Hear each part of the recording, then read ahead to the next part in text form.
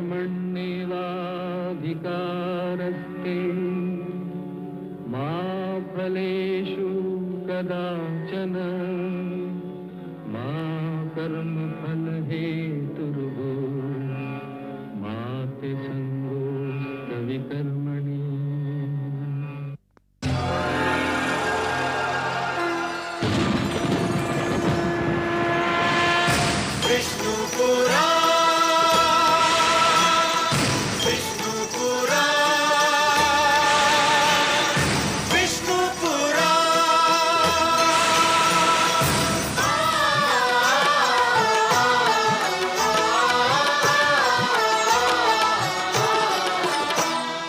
जीव ज्ञान ब्रह्म ज्ञान अथ श्री विष्णु पुराण। जीव ज्ञान ब्रह्म ज्ञान अथ श्री विष्णु पुराण।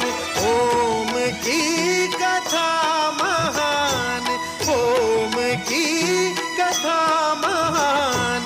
जय श्री विष्णु पुराण, विष्णु पुराण, विष्णु पुराण, विष्णु पुराण।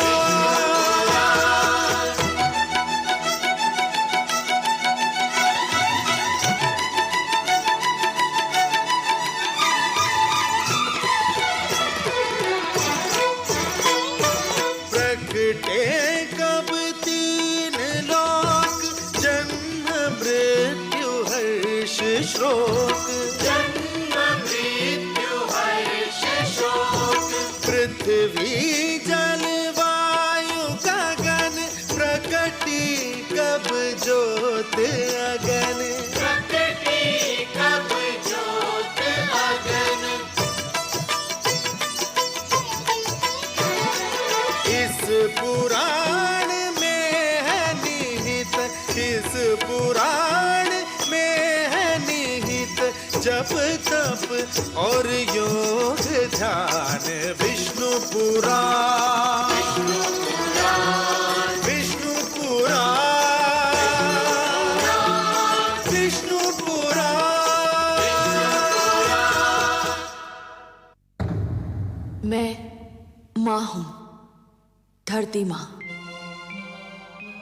भगवान विष्णु ने कहा है कि मैंने मानव को विवेक दिया है, बुद्धि दी है, किंतु विवेक और बुद्धि रूपी दिन के साथ साथ मोह और महत्वाकांक्षा की रात्रि भी तो है।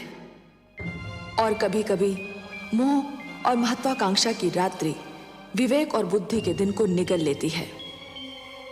भगवान विष्णु का आदेश यह है कि मोह पर बुद्धि को, महत्वाकांक्षा पर न्याय को और भावुकता पर तर्क को प्राथमिकता दी जाए।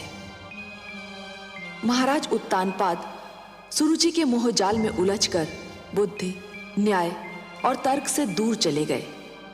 इसी बीच मैं ये देख रही थी कि बालक ध्रुव के रूप में एक दृढ़ निश्चय जन्म ले रहा है।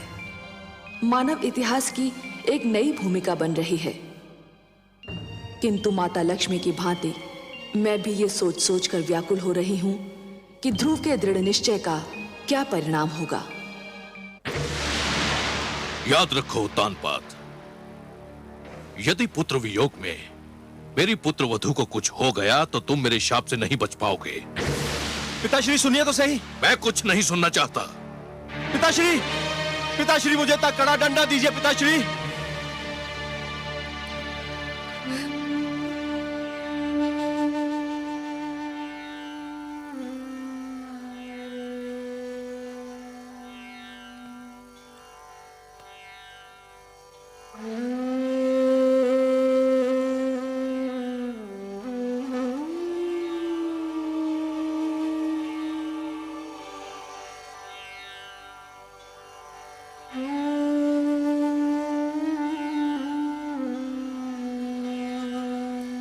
आपने सत्य ही कहा पिताश्री। मैं ना तो अच्छा राजा बन सका, ना अच्छा पति और ना ही अच्छा पिता। मुझे दंड मिलना ही चाहिए। और यह भी सत्य है कि राजा को दंड स्वयं राजा ही दे सकता है।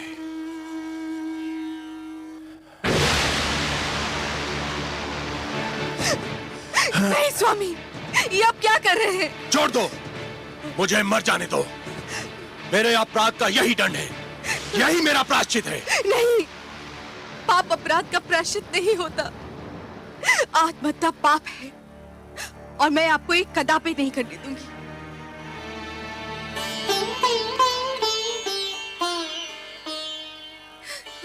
क्यों रोका मुझे? मुझे मर क्यों नहीं जाने दिया? क्यों रोका मुझे? मेरी आंखों से बहने वाले पुत्र वियोग के अश्रु को तो आप पोंछ ना सके। मेरी मांग का सिंदूर पोंछ देना चाहते थे। गोद सूनी हो गई, मांग भी सूनी कर देना चाहते थे।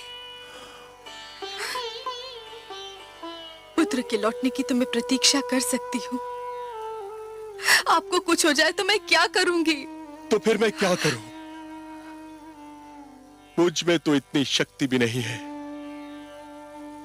कि तुमसे क्षमा याचना कर सकूं। ऐसा ना कहिए महाराज। जब ऐसा ही है तो ऐसा क्यों ना कहूं? दोष तो मेरा ही था और दंड तुम भोग रही हो। पिताश्री ने आकर मेरी आंखें खोल दी, पर दुख तो इस बात का है कि आंखें तब खुली जब समय बीत चुका था।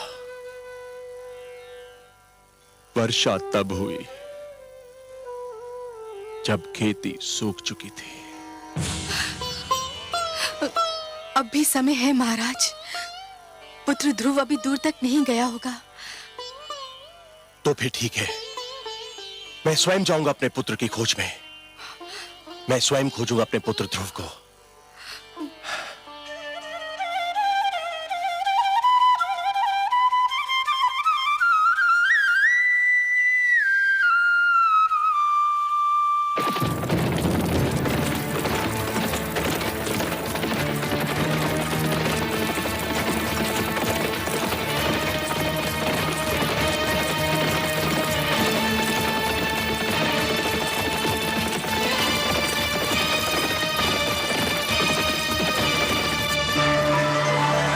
नारायण नारायण।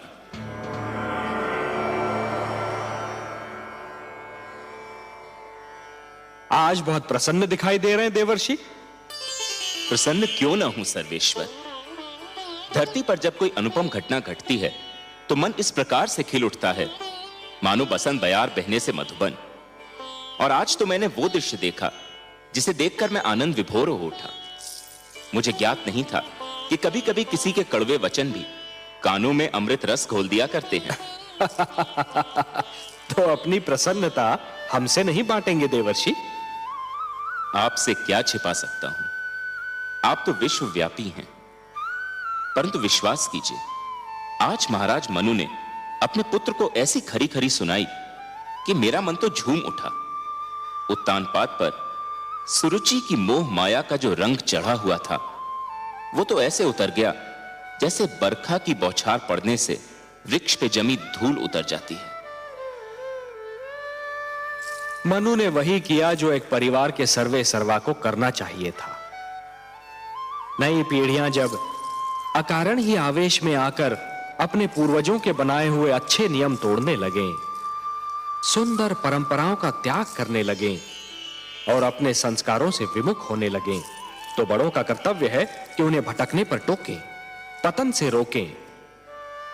जिस प्रकार एक अंकुश मदमस्त हाथी को अनियंत्रित होने से रोकता है, उसी प्रकार बड़ों का उपदेश छोटों को भटकने से रोकता है। परंतु मुझे आश्चर्य तो इस बात पर हुआ कि उत्तानपाद चुपचाप सिर झुकाए अपने पिता की फटकार सुनता रहा। इसमें आश्चर्य की कोई बात नहीं है देवर्षि। जिस प्रकार देर तक सोने वाले को सूर्य की तीव्र किरणें जागने के लिए विवश करती हैं, उसी प्रकार मनु के कटु वचन ने उत्तानपाद को झिंझोड़ना चाहा था। और पुत्र को भी पिता का इसी प्रकार आदर करना चाहिए, क्योंकि पिता ने पुत्र से अधिक जीवन जिया होता है। पिता के अनुभव पुत्र के अनुभवों की तुलना में कहीं अधिक विशाल, अधिक व्यापक और समय की कसौटी पर अधिक खरे उतरे हुए होते हैं। देवर्षि, नवीन पीढ़ियों को भी यह जान लेना चाहिए कि जीवन मार्ग पर उनके पहले के यात्रियों, उनके पूर्वजों के पदचिन्ह उन दीपकों के समान हैं जो उन्हें सही राह दिखाते हैं। मनु ने उत्तानपाद को उचित मार्ग दिखाया। उचित मार्ग? आपकी लीला भी विचित्र है मायापति। आपने ध्रुव को अपनी ही खोज में भेज दिया और उधर महाराज उत्तानपाद ध्रुव की खोज के लिए निकल रहे हैं। और इस बात को आपसे अच्छा और कौन जान सकता है कि ध्रुव का आप तक और उत्तानपाद का ध्रुव तक पहुंचना कितना कठिन है। कठिनाइयां ना हो तो मानव जाति में चुनौतियां स्वीकार करने की क्षमता ही समाप्त हो जाए। हर पग पर सरलता मिली तो मानव जीवन बहुत कठिन हो जाएगा देवर्षि।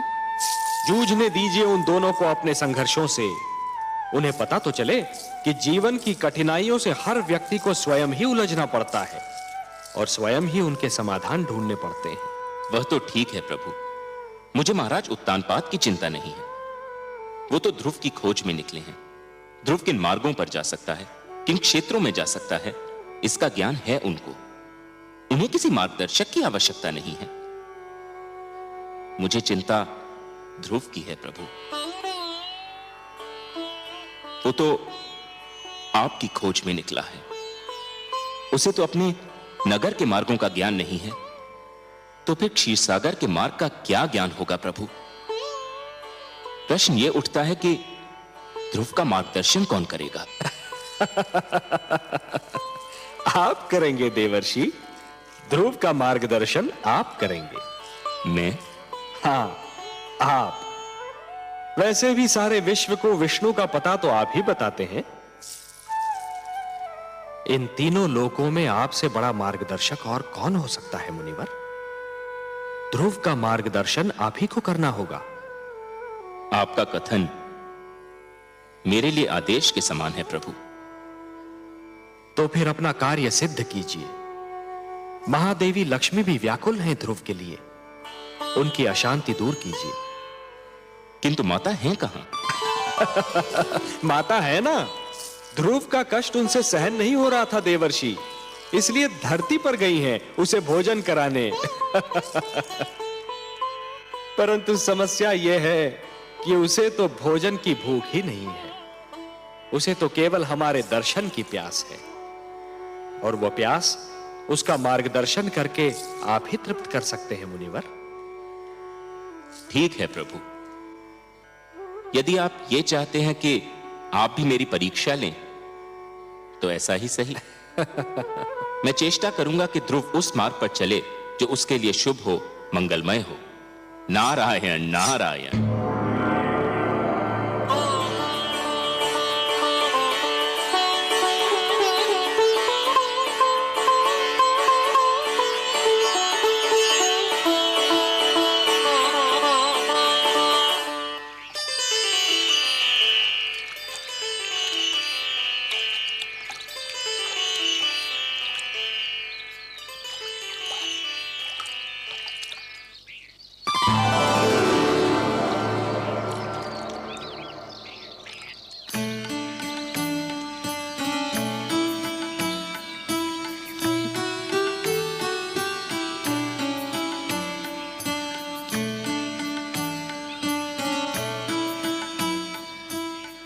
अरे माता आप? हाँ, मैंने सोचा तुम जाग गए होंगे, तुम्हें भूख लगी होगी ना। आपने मेरे प्राणों की रक्षा की, मेरा इतना ध्यान रखा, पर अभी तक आपने अपना पूरा परिचय भी नहीं दिया। कहा ना कि माता हूँ। माता का परिचय क्या? माता तो एक नाते का नाम है, पर जिससे इस नाते का संबंध होता है उसका भी अपना एक नाम होता है।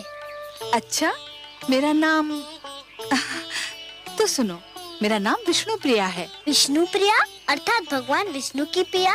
ये आप भगवान विष्णु की प्रिया है, तब तो आप ये भी जानती होंगी कि भगवान विष्णु कहाँ निवास करते हैं। नाम विष्णु प्रिया होने से कोई भगवान विष्णु की प्रिया थोड़ी ही हो जाती है। और यदि ऐसा होता तो इस समय भगवान विष्णु मेरे साथ होते और तुम्हें उनकी खोज में भटकना नहीं पड़ता।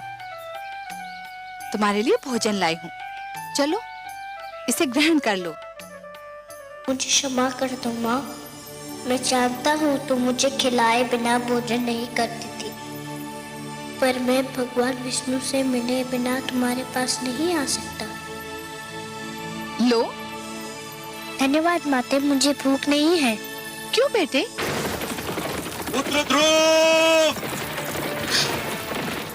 ध्रुव! पिताश्री, पुत्र ध्रुव! पिताश्री आ रहे हैं, मुझे कहीं छुपा दो। क्यों बेटे? पिताश्री आ रहे हैं, मुझे देख लिया तो मुझे घर पकड़ ले जाएंगे। मैं घर जाना नहीं चाहता, मुझे कहीं छुपा दो माते, मुझे कहीं छुपा दो। चलो चलो मेरे साथ।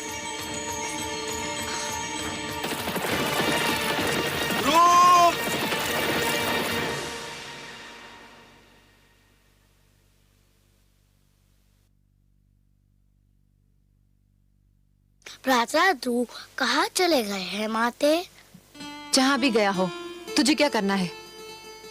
मेरे लाल, जिस दिन तेरा जन्म हुआ था उसी दिन मैंने स्वप्न संजो लिया था कि राज मुकुट सिर्फ तेरे ही सर पर रखा जाएगा। उसी दिन मैंने मन में ठान ली थी कि राज सिंहासन पर सिर्फ तू ही बैठेगा, चाहे उसके लिए मुझे कुछ भी करना पड़े। भगवान की अपार कृपा है कि मुझे कुछ नहीं करना पड़ा। ध्रुव स्वयं ही चला गया। तेरी राह का एक ही कांटा था, वो भी दूर हो गया। परंतु पिताश्री तो उन्हें ढूंढने गए हैं। ढूंढने नहीं गए हैं पुत्र, ढूंढने का स्वांग रचा रहे हैं। नहीं तो संसार कहेगा कि पिता को पुत्र की चिंता ही नहीं। वास्तव में वो प्यार तो तुझसे करते हैं, और वो भी इसलिए कि तू मेरा पुत्र है। अब शीघ्र ही भोजन समाप्त कर ले, हमें बहुत से कार्य करने हैं।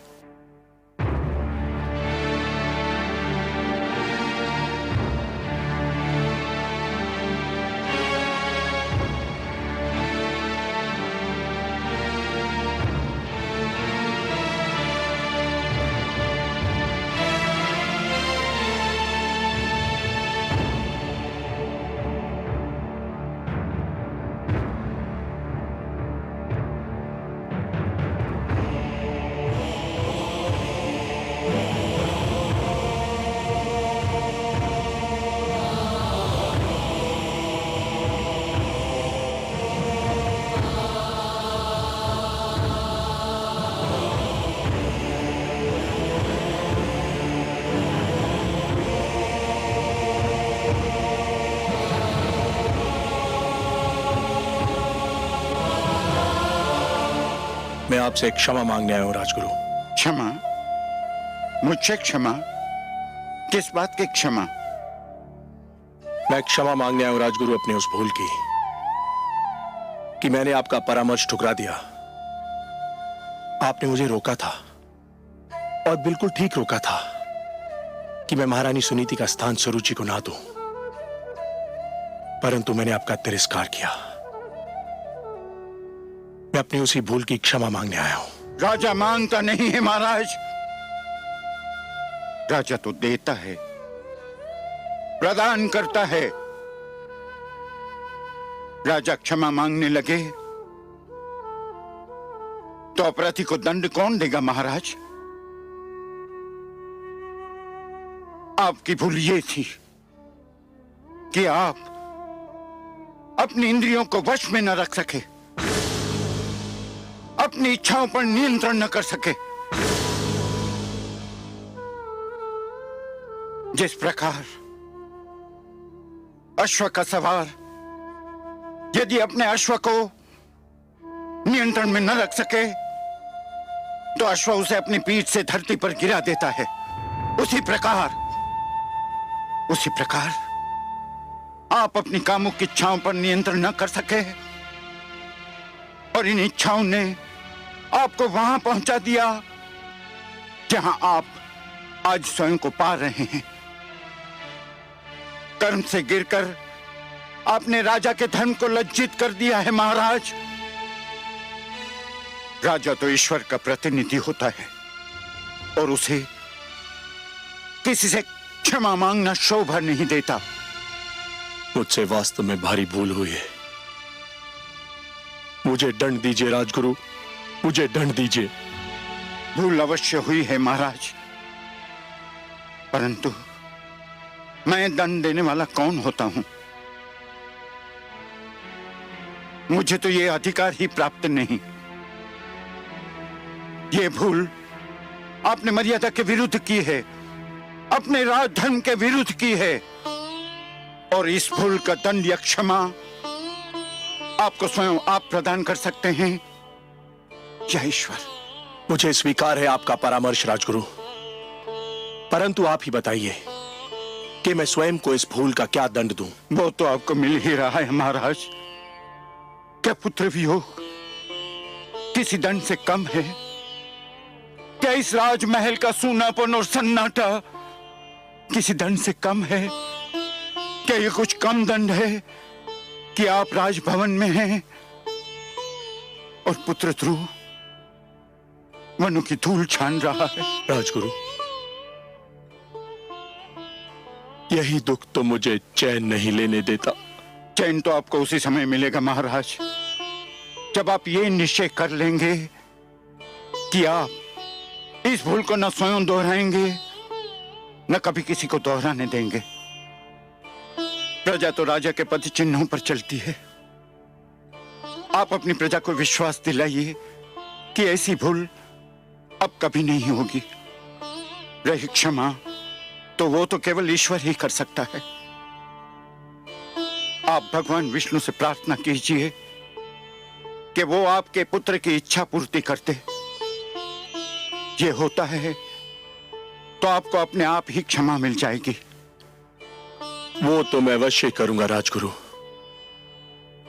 किंतु इस समय जाकर महारानी सुनीति से क्या कहूं, यही सोच मुझे खाई जा रही है।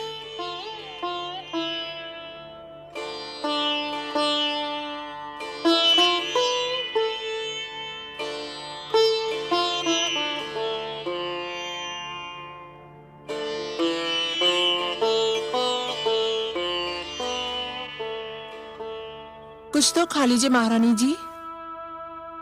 इसे ले जाओ दासी, मुझे भूख नहीं है। कब तक आप भूखी रहेंगी महारानी जी? कुछ तो खा लीजिए ना। कैसे खाऊं? न जाने मेरे ध्रुव ने कुछ खाया होगा कि नहीं।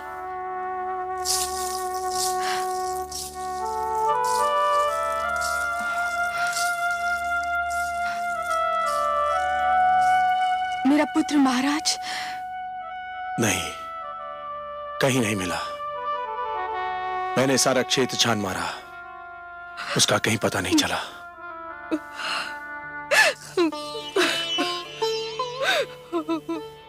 सुनीति, ये सब मेरा ही किया धरा है। दिग्विजय उतानपाद अपने अनंतपुर में पराजित हो गया। सरूची के मोह जाल में आकर हमने आप पर और अपने पुत्र ध्रुव पर बड़ा ही अन्याय किया है। ऐसा ना कहे महाराज, ये सब मेरे भाग्य का खेल है। एक बार और चेष्टा करके देख लेते हैं। इस बार मैं भी आपके साथ चलूंगी। वनों में, पहाड़ियों में, घाटियों में, हर जगह उसे पुकारूंगी। कभी तो सुनेगा अपनी माँ की करुणा भरी पुकार, कभी तो सुनेगा। एक महारानी होकर आप भटकती फिरे, नहीं, ये उचित नहीं है। महारानी सुनीति एक कदापि उचित नहीं है। एक महारानी के लिए उचित नहीं, एक माँ के लिए तो उचित है। पुत्र ठोकरे खाता फिर रहा हो तो माँ को महल में चैन कैसे मिलेगा? देर हो गई, तो वो हमसे और दूर चला जाएगा। चलिए महाराज, चलिए।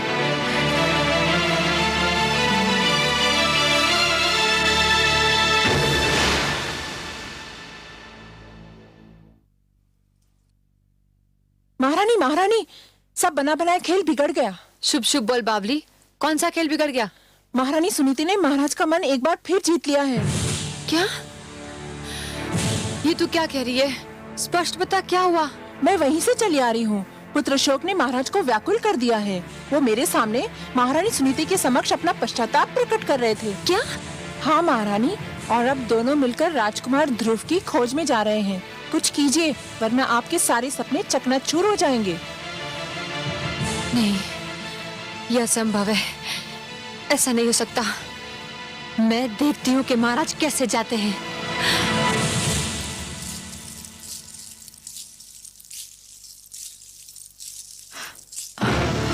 आप कहाँ जा रहे हैं महाराज? क्यों? क्या मुझे कहीं जाने के लिए तुम्हारी आज्ञा की आवश्यकता है? हम अपने पुत्र को ढूंढने जा रहे हैं, जो केवल तुम्हारे कारण राजमहल छोड़कर चला गया है। हम दोनों मिलकर अपने पुत्र को ढूंढेंगे। ये अचानक पुत्र मोह कैसे उमड़ा है महाराज? पिताश्री ने आकर मेरे नेत्र खोल दिए हैं। मुझे आज ज्ञान हुआ है कि परिवार में पिता का क्या महत्व होता है। मैं भटक गया था। पिताश्री ने मुझे सत्य का मार्ग दिखाया है, और अब मैं इस मार्ग को कदापि नहीं छोड़ूंगा। कान खोलकर सुन लीजिए महाराज, मैं आपको कहीं नहीं जाने दूंगी। तू मुझे जाने नहीं देगी? तू रोकेगी मुझे? हाँ, मैं रोकूंगी आपको, क्योंकि मैं आपकी पत्नी हूँ। तू पत्नी नहीं, पत्नी के रूप में हमारे परिवार के सुख चैन, हमारी एकता और हमारे प्रेम की शत्रु है। महाराज, तू उस चमकती रेत के समान है जो प्यासे यात्री को दूर से जल तो दिखाई देता है, परंतु पास आने के बाद पता चलता है कि वो जल नहीं, केवल रेत है। पिताश्री ने आकर मुझे इस मोह जाल से मुक्त कर दिया है। तेरे मोह में फंसकर मैं अपनी देवी समान धर्म पत्नी को भूल चुका था, अपने आप को भूल चुका था। तो ये कहिए ना कि सुनीति ने अंत में आप पर अपना रंग जमा ही लिया। मैं सब समझती हूँ, इसी ने आपको मेरे विरुद्ध भड़काया है। ये बेचारी शोक की मारी किसी को क्या भड़काएगी? इसके मन में तो पुत्र वियोग की अग्नि दहक रही है। पर तू क्या जाने इस दुख को? यदि तेरा उत्तम कहीं चला गया होता तो तुझे ज्ञान होता कि पुत्र वियोग क्या होता है। ये आप क्या कह रहे हैं महाराज? भगवान के लिए इतने अशुभ बोल अपने मुंह से ना बोलिए। भगवान ना करे कि वो कहीं चला जाए। वो केवल आपका ही नहीं, मेरा भी पुत्र है। उसने मेरी कोख से जन्म नहीं लिया तो क्या हुआ? माता कहकर तो वो मुझे भी पुकारता था। मैं तो यही सोचती थी कि ध्रुव के जाने के बाद उत्तम ही हमारे घर का दीपक है। ध्रुव को तो मैं खो चुकी हूं। उत्तम भी अगर कहीं चला गया तो हमारा क्या होगा? देख लिया तुमने, ये है माता, ऐसी होती है ममता। और एक तुम हो कि ध्रुव हरदम तुम्हारी आंखों में कांटे के समान खटकता रहता था। तुम यही चाहती थी ना कि राजमहल तुम्हारा हो जाए, यह ऐश्वर्य तुम्हारा हो जाए, मेरे राजकोष, मेरे सिंहासन पर तुम्हारा अधिकार हो जाए। तो ले, मैं सब कुछ तुम्हें देता हूं और सुनीति को लेकर अपने पुत्र की खोज में जा रहा हूं। यदि वो हमें ना मिला तो हम भी लौट कर नहीं आएंगे। तू बिठा ले अपने पुत्र को राज सिंहासन पर और जैसे चाहे वैसे राज कर। हम जा रहे हैं। चलिए महारानी सुनीति। महाराज,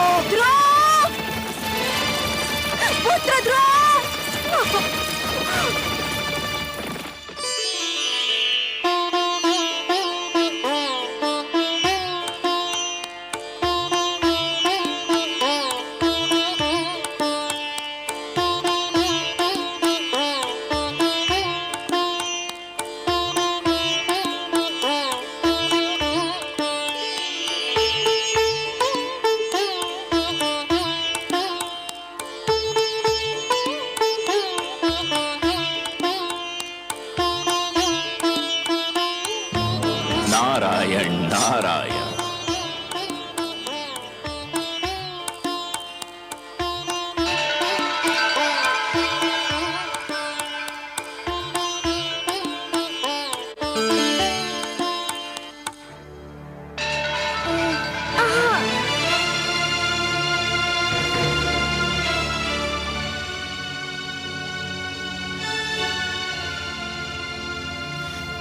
बालक, आप कौन है महात्मन? तुम प्यासे हो और मैं तुम्हारे लिए जल लाया हूं। क्या इतना जान लेना पर्याप्त नहीं है? मैं जल पीना नहीं चाहता। मैं भगवान विष्णु से मिलने जा रहा हूँ। बहुत लंबी यात्रा करनी है मुझे। जल नहीं पियोगे तो लंबी यात्रा कैसे करोगे? धर्म की साधना के लिए शरीर की रक्षा करना बहुत आवश्यक होता है बालक। लो, थोड़ा सा जल पी लो।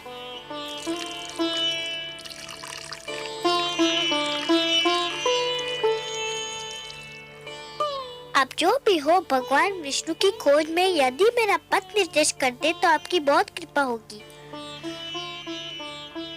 तुम जितने कोमल हो पुत्र, तुम्हारा संकल्प उतना ही कठोर है। इस कड़ी धूप में कुम्हला जाओगे। मेरी बात मानो पुत्र, घर लौट जाओ। मैं तो समझा था कि आप मेरा मार्गदर्शन करेंगे। मार्गदर्शन ही तो कर रहा हूं।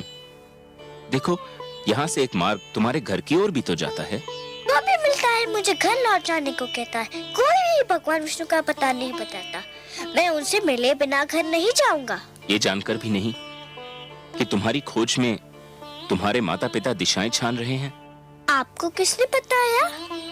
मैं तो तुम्हें भी बता सकता हूँ। बता क्या, मैं तो तुम्हें दिखा भी सकता हूँ।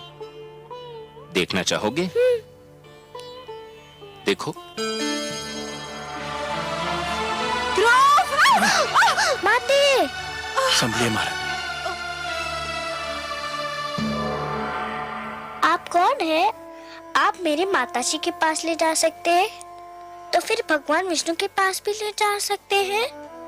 मुझे बताइए आप कौन है? मैं नारद हूँ बालक, देवर्षि नारद। बारंबार प्रणाम आपको करता हूँ देवर्षि नारद। मुझे बताइए भगवान विष्णु कहाँ रहते हैं? भगवान विष्णु तो क्षीर सागर में शेषनाग की शैया पर निवास करते हैं पुत्र। चलिए, ले चलिए मुझे क्षीर सागर। यही तो समस्या है पुत्र। क्या समस्या है? कोई प्राणी जीते जी क्षीर सागर में नहीं जा सकता। क्षीर सागर में मनुष्य की आत्मा जा सकती है, उसका शरीर नहीं। जब तक कोई प्राणी इस जीवन के बंधन में बंधा है, तब तक वो क्षीर सागर नहीं जा सकता। मृत्यु के पश्चात ही वहां जाया जा सकता है बालक। पर मैं तो जीते जी उनसे मिलना चाहता हूँ। मैं मृत्यु से नहीं डरता, किंतु मैं उनसे मिले बिना मरना नहीं चाहता। तुमने तो मुझे चक्कर में डाल दिया पुत्र। एक बात कहूँ देवर्षि? अवश्य कहो पुत्र। मनुष्य तो मृत्यु के पश्चात ही उनसे मिल सकता है, पर वे स्वयं तो किसी भी जीवित प्राणी से मिल सकते हैं ना? मेरी बुद्धि की परीक्षा मत लो। तुम क्या कहना चाहते हो बालक? यही कि यदि मैं उनके पास नहीं जा सकता, पर वो तो मेरे पास आ सकते हैं ना? हाँ, ये तो संभव है, किंतु इसके लिए बड़ी कड़ी तपस्या करनी होगी। करूंगा, करूंगा, कड़ी से कड़ी तपस्या करूंगा। सोच लो बालक, बड़ी कठिन राह है ये। कष्ट ही कष्ट है इस राह में। भगवान विष्णु के दर्शन के लिए मैं हर कष्ट हंस के सह लूंगा। पहले तुमने मुझे प्रणाम किया, अब मैं तुम्हें, तुम्हारे साहस, तुम्हारे दृढ़ निश्चय को प्रणाम करता हूं। इतना छोटा बालक और इतना बड़ा संकल्प, इतना साहस। अच्छा तो सुनो, तुम्हें उस वन में जाना होगा, दूर अंदर तक। वहां जाके तुम्हें एक मंत्र का जाप करना होगा, निरंतर, तार तोड़े बिना। जाप एक पल के लिए भी नहीं टूटना चाहिए। मुझे मंत्र दीजिए। कहो, ओम नमो भगवते वासुदेवाय। ओम नमो भगवते वासुदेवाय। ओम नमो भगवते वासुदेवाय। ओम नमो भगवते वासुदेवाय। ओम नमो भगवते वासुदेवाय। ओम नमो भगवते वासुदेवाय। ओम नमो भगवते वासुदेवाय। ओम नमो भगवते वासुदेवाय। ओम नमो भगवते वासुदेवाय। ओम नमो भगवते वासुदेवाय। देवर्षि, माते प्रणाम।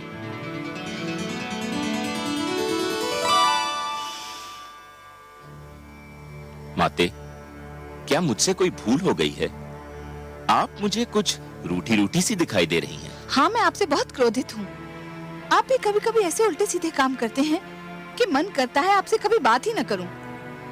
मगर माते, नियम तो यह है कि दंड देने से पहले अपराध करने वाले को उसके अपराध के बारे में बताया जाता है। आपने तो मुझे अभी तक नहीं बताया कि मेरा अपराध क्या है।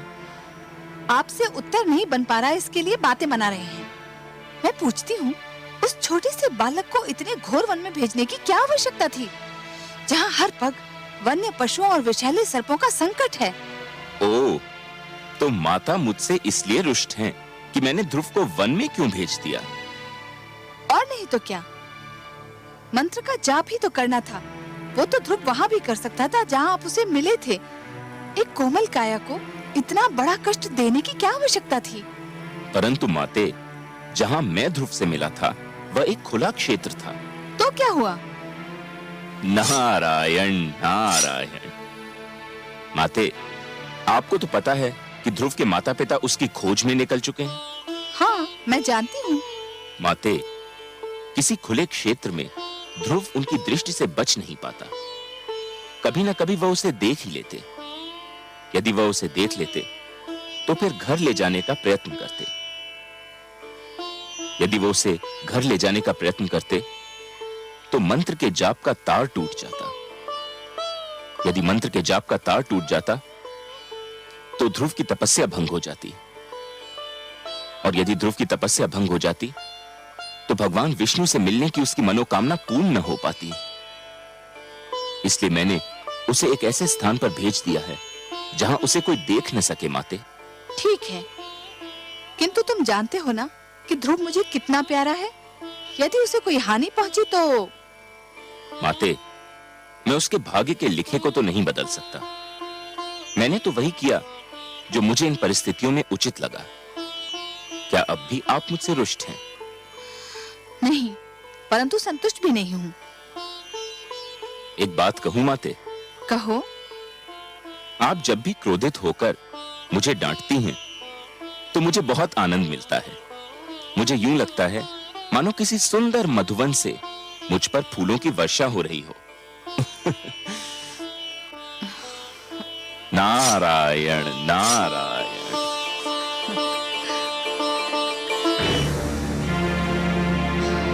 ओम नमो भगवते वासुदेवाय।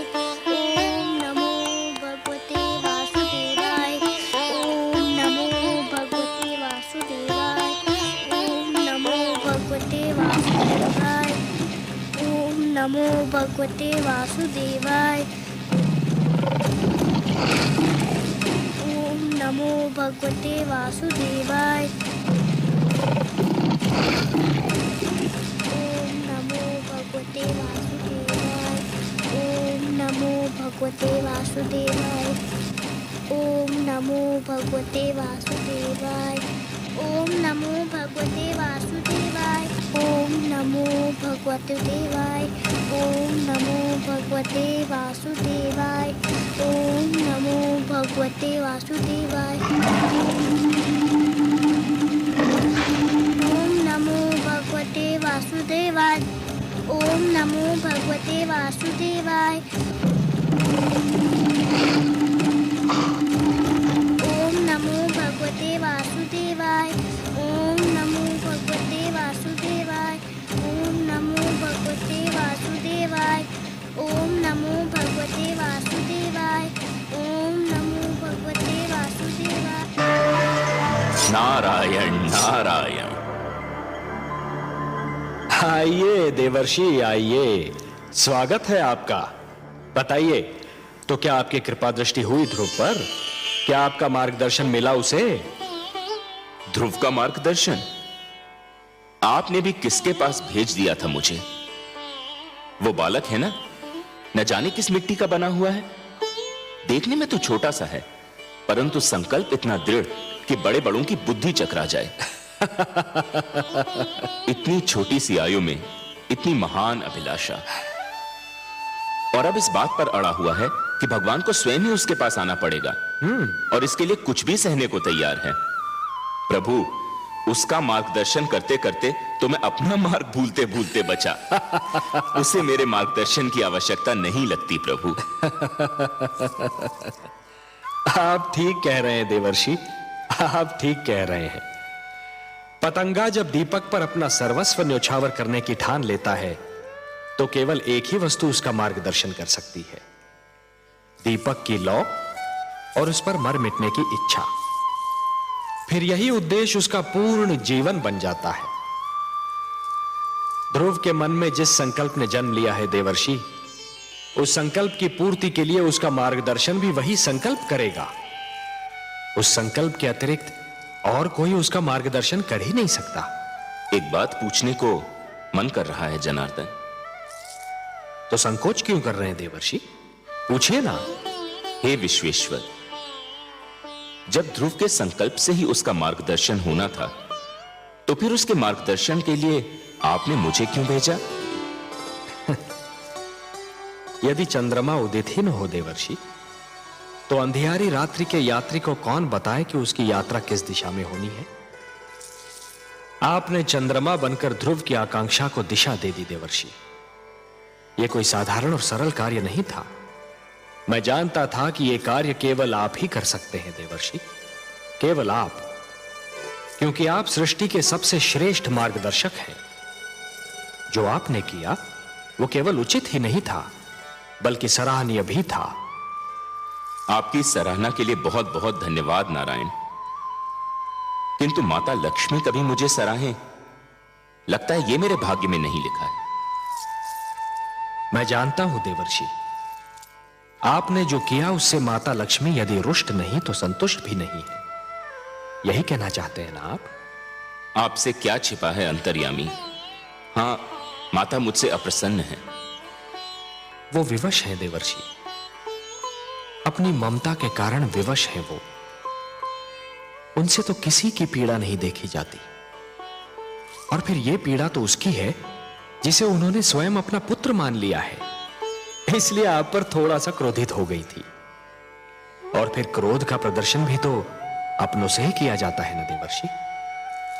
आपको अपना समझती हैं, आप पर कृपालु हैं, इसलिए कभी कभी आप पर अपने क्रोध के पुष्प भी बरसाती रहती हैं। आपको भी तो आनंद मिलता है इससे। आपने मेरे मन की बात कह दी प्रभु। सच पूछिए तो माता के मुख से यदि कटुवचन भी निकले तो उनसे मधु की बूंदें टपकती दीख पड़ती हैं। किंतु माता अभी देवलोक लौटी नहीं क्या? ममता चिंता का दूसरा नाम है।